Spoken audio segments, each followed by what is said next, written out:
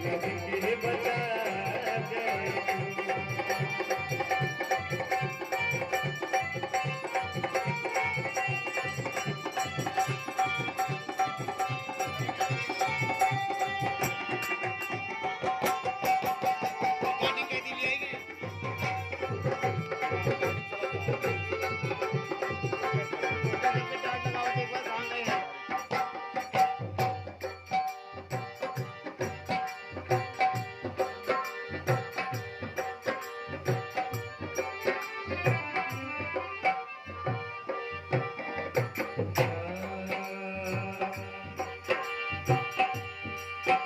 भक्त कहता है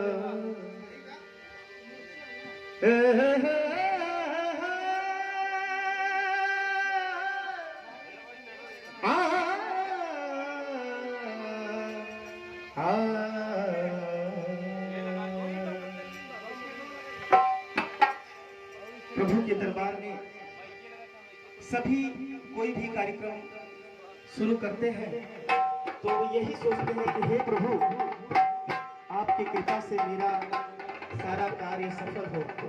और ये बहुत ही फेमस ये गीत है और वो मैं कोशिश करता हूँ आप सबके समक्ष। सोनू